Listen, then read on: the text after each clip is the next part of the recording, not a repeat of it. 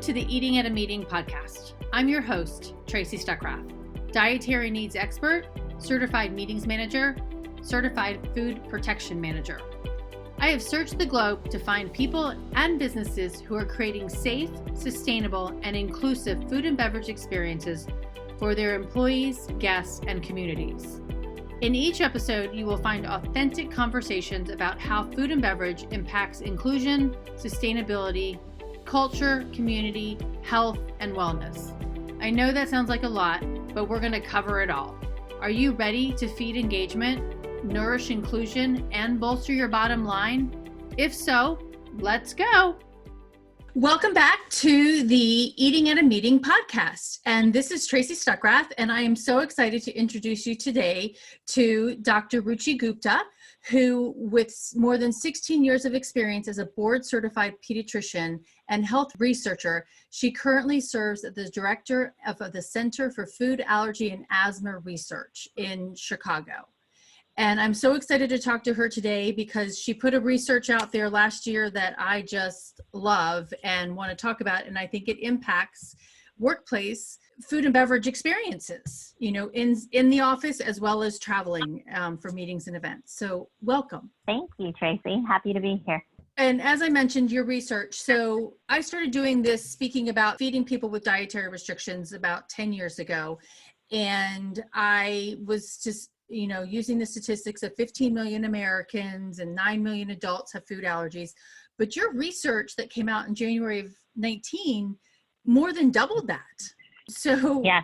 32 million Americans and 26 million adults. That's mind-blowing. Can you talk a little bit about why you did it and how you came about it? Absolutely. So back 16 years ago when I started in food allergy, we realized that we did not have good numbers on the prevalence of food allergy, even on like what types of foods people were allergic to, but we were seeing this increase in food allergy, especially among kids. And so being a pediatrician, I started studying pediatric prevalence of food allergy. And years later, you know, we started seeing more and more adults with food allergy and adults developing new onset food allergy as an adult. And so this was really interesting and concerning. And we decided, you know, we really need to understand prevalence numbers in adults. So those old numbers were because we knew kids. We knew, you know, our study showed that 8% in kids million, and then the adult numbers really didn't have a great source. So looking at the adult population, honestly, was so surprising for me. I, too, did not expect that number to be as high as we found it to be. But what was a couple interesting things from that paper, as you said, 26 million Americans, about 1 in 10 had a food allergy from our data, but 1 in 5 thought they had a food allergy. Okay, so, and they may, we may have underestimated or overestimated these numbers slightly because it is a individual report. So patients are saying themselves, or, you know, that they have a food allergy. So about 1 in 5 of adults told us they had a food allergy. And then once we looked at symptoms and the foods that they were allergic to and their history, we determined that about 1 in 10 probably had a true food allergy. But then when you look at the data even closer, we found that only 1 in 20 were getting a diagnosis. So only about 5% were getting their food allergy diagnosed by a physician. So a couple really interesting things that I definitely want to send out there is, although we don't have treatments and therefore adults probably eat a food and then avoid it, you know, if they have a reaction and don't necessarily go to get it diagnosed, it's really, really important to see a doctor and get it diagnosed so you know exactly what you have and how to manage it, and then if there are treatments, how to treat it. Yeah, it's really scary. I mean, and we talked briefly too about how, you know, people don't want to tell people that they have a food allergy because they don't want to be that burden or they don't want to be a pain in the rear end, but it could be a matter of life and death. And that's why it is so important to get it diagnosed and get, you know, have epinephrine with you if you do have a true food allergy. What we also noticed in adults, speaking of, you know, life and death and circumstances around food, is that a lot of adults, almost half of the adults, told us that they developed a new food allergy as an adult. So they could eat the food and then all of a sudden became allergic and had significant symptoms when they ate that food. And the number one food that happened with is shellfish. So something about shellfish, but almost 3% of adults are reporting a shellfish allergy, and it's the number one allergy that people are developing as an adult. But then, of course, there's peanuts and milk and finfish and wheat and soy and so many others that adults were reporting. So absolutely, it's important to get it diagnosed so you know how to manage it and what to do around food. And then the other aspect that you're talking about is the social aspect. Yeah. Well, and you're at work and somebody's ordering pizza or they're ordering something from the local deli and they can't eat it, and that impacts your work environment too. And I think that's really important for employers to understand is, people don't want to tell about it because they don't want to be excluded or they don't want to be impact or, in their work environment. That's right. And I think, when we talk about all the great work being done in schools, a lot of times it's done mostly in elementary and middle schools because we think those children need the most support because they can't advocate for themselves. And then when they get into high school and then college and then the workplace, we just expect adults to advocate for themselves and be able to handle all these situations on their own, which we're learning isn't easy. If you're a new employee at a new workplace and you have food restrictions due to a food allergy or any food-related condition, you're not going to want to tell people and have them, have to make special considerations for you on your, first couple of days at work. So a lot of times, and same in college, these students are going to college and they don't know what to do. But the workplace issue is even more because we really don't talk about it that much in the workplace. And the support for it and the understanding and the awareness all need to be increased as so many adults are being found to have really true, significant, life-threatening food allergies and other food-related conditions. You mentioned that to me too when I saw you in Chicago at your conference, is that some of your research also showed that it's not necessarily food allergies. There's people with so many other food-related medical conditions that you found. Absolutely. And those are all important. So I don't want to diminish how important any food-related condition is. I obviously study food allergies the most, but oh my goodness, there's so many that are so important to be so careful about what you eat. I mean, there's a large number of adults with celiac disease, with multiple intolerances and sensitivities, and none of it should be taken lightly. And so this is really to support all adults with any food-related condition. If 1 in 5 adults are telling us that they have a food allergy, there must be even more who are avoiding a food due to another food-related condition. Mm-hmm. And that is a lot of adults. And how do we make the workplace a place where they feel comfortable and confident and get the support and resources they need to be able to even eat in their environment? If you have a shared kitchen and there's food everywhere, that too is very anxiety provoking because cross contact is real. So we really, I agree with you so strongly on we do need to take this data now and try to improve workplace policies and conditions for adults with food-related conditions. With all of the research that you've done, what do you wish people knew more about or understood about what you're doing? Well, I do think it's very, very important that the public is aware of food allergies and food-related conditions and how common they are and how significant they are. When we ask the general public, I honestly think it's just the information is not getting out there, right? When we asked in a previous survey, people wanted to support individuals with food allergy, but they did not know that there is no treatment or cure.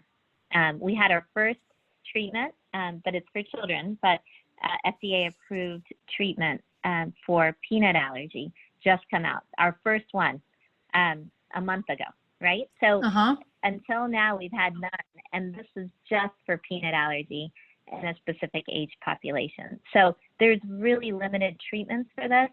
A lot of I think misconceptions are around the word allergies, because when people think of allergies, you often think of environmental allergies. And so one of the misconceptions where a lot of the general public thought there was a medicine you could take every day to prevent it, you know? So something like antihistamine for your symptoms, which is not true. So I really believe in the goodness of people, and if we can get data around the fact that food allergies are real, they are life-threatening, they can cause severe reactions that take 1 in 5 kids to the emergency room every year.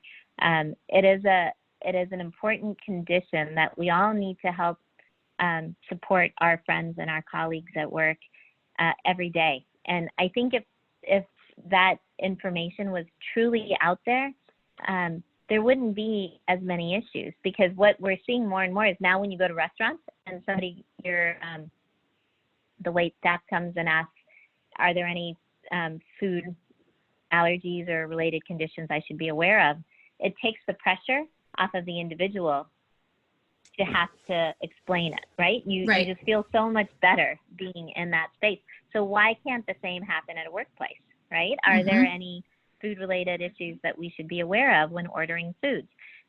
We are fortunate to live in a society now where you can get foods free of all of those allergens. It just takes a little extra work, you know? So I think it's definitely achievable. So when you just were answering that last question, it brought me back to my question that I had, is that, you know, the peanut study, I mean, everybody's like on the news, oh my God, there's a cure for peanut allergies. And I want to make sure that people know it's literally what you said, just for a specific group of age people, and just for peanuts for right now. It's not for all food allergies. That's right. And it's not for everyone, right? Because when this first treatment, it's called oral immunotherapy, right? So you eat a small amount of peanut, and then you go to your allergist office and you updose to the next amount. And by the end, it's not a cure by any means. In fact, the goal is to get individuals able to eat up to 1 peanut. So what it would just help one with little is tiny more peanut. just one little peanut. Yeah. So it's not that you can then start eating it regularly in your diet. It's that hopefully you won't be scared. You're going to have a severe reaction if you accidentally have any cross contact in your food, you know, and have a little bit of a peanut enter your food for some reason. You feel a little bit more secure that you can tolerate that. But we don't know yet the long term. We don't know if by eating that 1 peanut then every day, you will be able to tolerate more and more and more, or if you stop eating it, if you will develop it again. There are a lot of unanswered questions for this. So exciting that something has been approved, but we definitely have a long, long way to go. When I was at your conference last fall, what inspired me was the panel of the kids and their doctors that are doing the research. I mean, and now they're going to make me cry now. I mean, how they just stood up and were that little Asian girl too. It was at the end where she stood up and she just asked a question, is like, are food allergies ever going to be cured? Or they're so proud of what they're doing and helping and trying to do that. That's got to be inspiring for you. Yeah, no.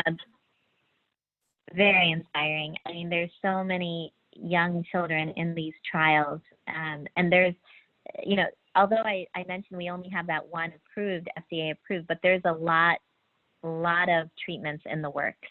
So there's the patch that will hopefully get approved later this year.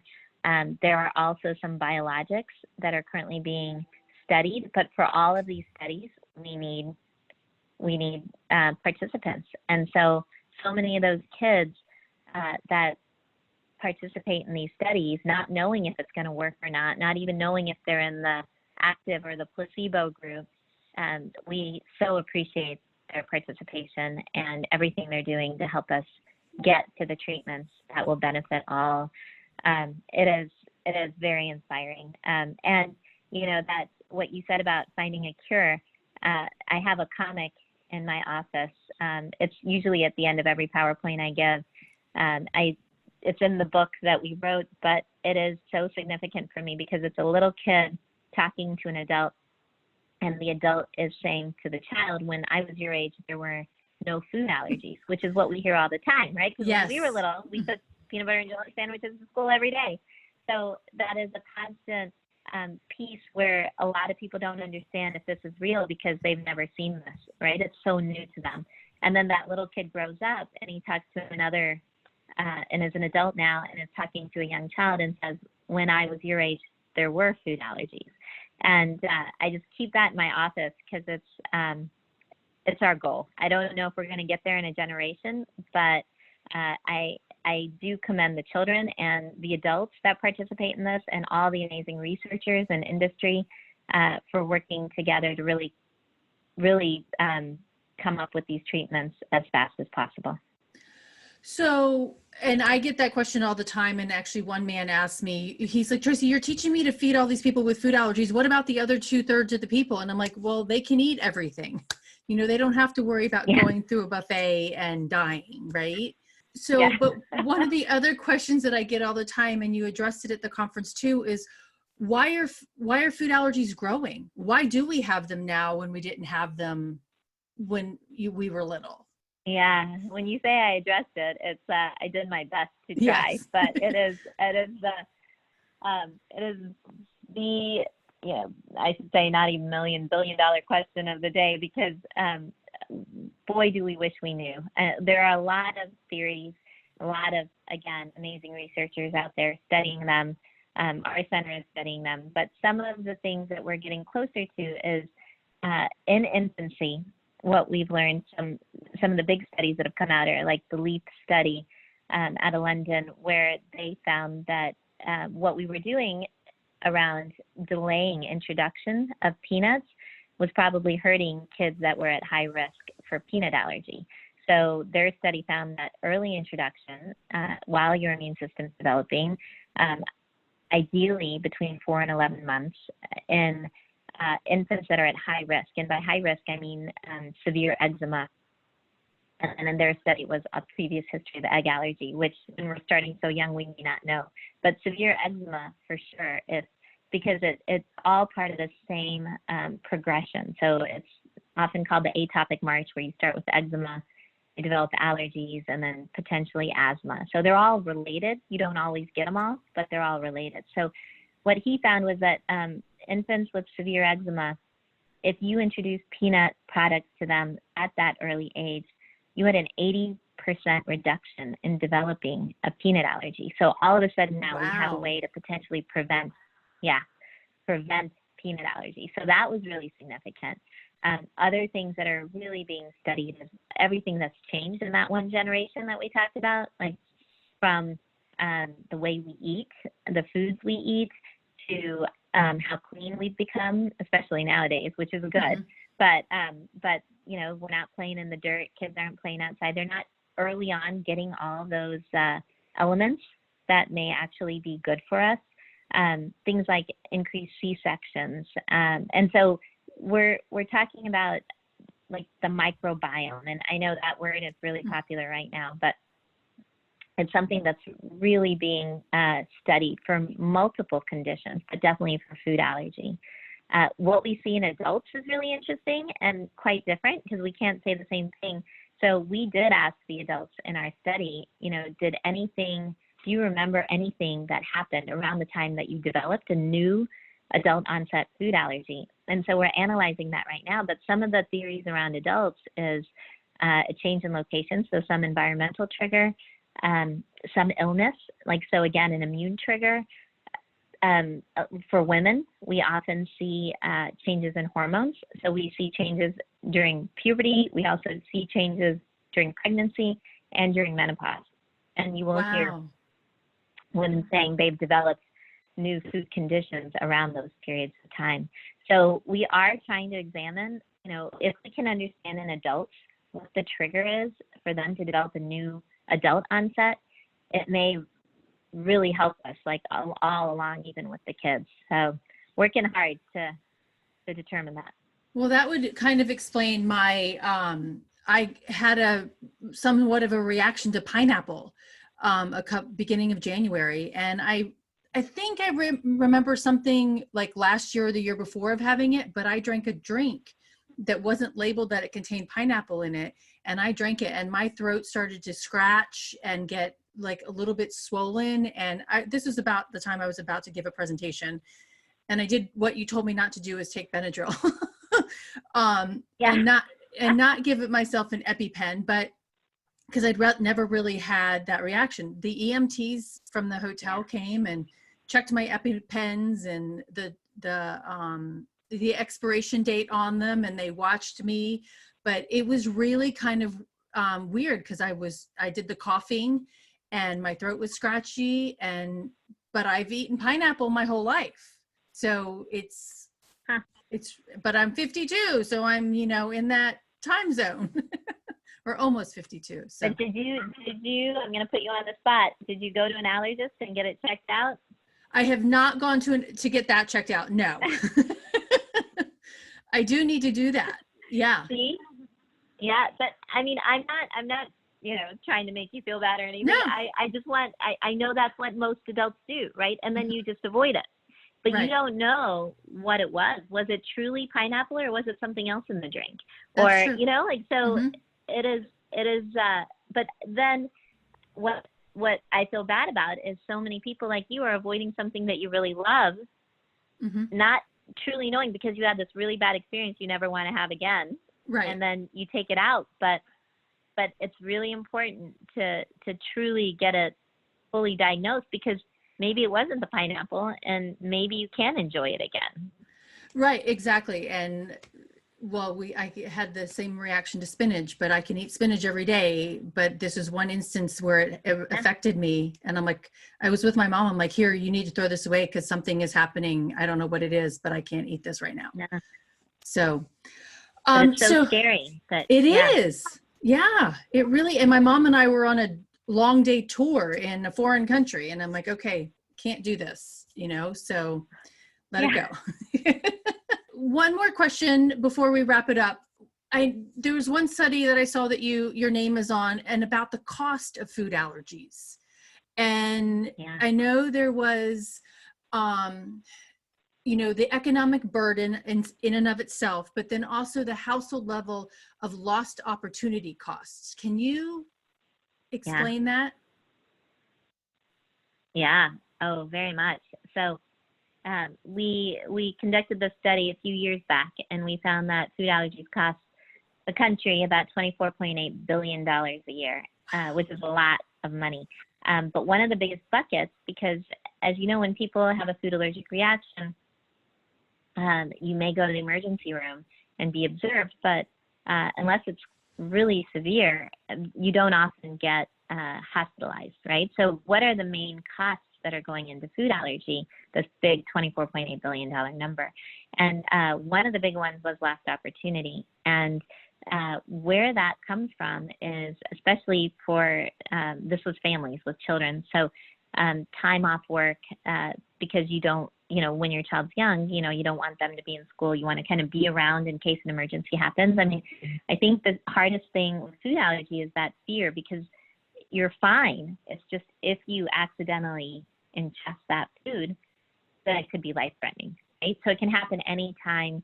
Parents typically would have their phones on. I did all the time. I didn't travel for a really long time with my daughter just because I didn't want to be in a different place if anything were ever to happen. And so parents are making those choices, and they are either leaving their job or changing jobs or getting fired from a job. And what's so hard about that is not everybody has that option, right? So what we also found, which was very difficult and disturbing, is that low-income kids definitely spent less. And they spent less on key things like allergy visits to an allergist, and they spent more on emergency department visits and less on things like buying special foods, right, without the food ingredient.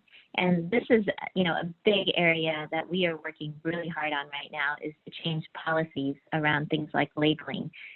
kind of comes out of that study too, because one of the other biggest out-of-pocket costs was the cost of special foods. As you know, it is really, really difficult to find a food item that does not at least have a precautionary allergen label, like may contain, and then people have to, or manufactured on in a facility or on a line, with the food that you're allergic to. So what do you do then? Do you take a chance and eat it, or do you have to find foods that are free from everything in specialty stores, which often are more expensive, or online? So although there is more choice today than there was, I think it is a very significant issue, especially for our low-income population, that we really need to address, but for everyone, because everyone is having to make those decisions on which foods to eat and which ones to purchase. So we are working with CFAAR, and actually all food allergy organizations have come into a collaborative to work on advocating for one precautionary allergen label and new policies and guidelines about how industry labels foods. So, so sorry, No. I got off topic, but again, it's a big expense for families to have to pay for foods that are completely free from. Well, and going to the meeting planning side, it's a large cost for them as well. I get chefs that are like, can I write this off? And I'm like, it's kind of a cost of doing business to provide for them, but the costs can be, and if you've got a large group of people and having to make special meals for 683 different people because of different dietary needs, that's a large labor cost and an additional food cost. But it also, because it falls under the ADA, we have a responsibility for providing, a reasonable accommodation, and that doesn't mean a plate of carrots. So, yeah. Exactly. Yeah, that's right. That's absolutely right.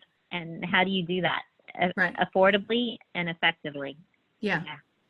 But if I can help with that study on labeling, I would love to get involved in that. So please let me know how I can get involved. Okay. I will. I'll get it to you. Any people we can get on board. Okay. That would be great. All right. So one last two questions. How can people find out more about what you're doing? Are there some websites that you can share, or how do they reach out to you? Our center website is CFAAR. It's CFAAR.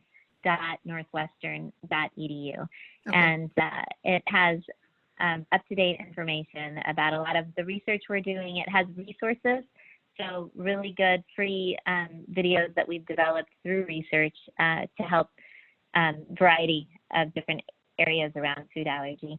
And it has our contact information. Please feel free to reach out to me anytime. I would love your ideas. As I've mentioned many times, my best ideas come from people living with it, and so get in touch, be part of our team, and together let's all go out there and make a difference.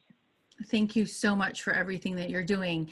And my last question is, what is your favorite food or beverage, and tell us why? I don't know if I can pick a favorite food or beverage. I love food. Of every kind. In my household right now, with a daughter with food allergies, I think we eat a lot of Italian and Mexican because they're the safest, without nuts. Love, Indian food, and try to cook it for her so she'll eat it. Thai food, I don't know. I don't know if I have an absolute favorite food. Food is great. And so I want everyone to be able to truly enjoy it. I see in her eyes, sometimes I feel like she eats just to eat and not for the enjoyment of food. And I think for anyone with food-related conditions, that's difficult to watch. You really want people to enjoy the flavors and have it be a positive aspect of their lives. And then beverages, depends on what time of the day. Yes, definitely love my coffee and my tea. Lots of different flavors of teas. I think that's really fun. I have a big collection. And Yeah, I wouldn't mind a red wine here and there too. So yeah, so I don't know. I feel like I enjoy a lot of things and probably don't have a clear favorite in either. But I think the message behind that is I want to support everyone being able to enjoy foods that they do enjoy without fear. That is the most important message. So thank you so much for everything that you do. And I appreciate you being on Eating at a Meeting with me and sharing what you do. Yeah, thank you, Tracy, for everything you're doing. It really, really means a lot and is making a big difference. Well, thank you very much. Until next time, this is Tracy Stuckrath with Eating at a Meeting podcast. We'll talk to you soon. Thanks for listening to the Eating at a Meeting podcast, where every meal matters. I'm Tracy Stuckrath, your food and beverage inclusion expert. Call me and let's get started right now on creating safe and inclusive food and beverage experiences for your customers, your employees, and your communities. Share the podcast with your friends and colleagues at our Eating at a Meeting Facebook page and on all podcast platforms. To learn more about me and receive valuable information, go to tracystuckrath.com. And if you'd like more information on how to feed engagement, nourish inclusion, and bolster your bottom line, then visit eatingatameeting.com.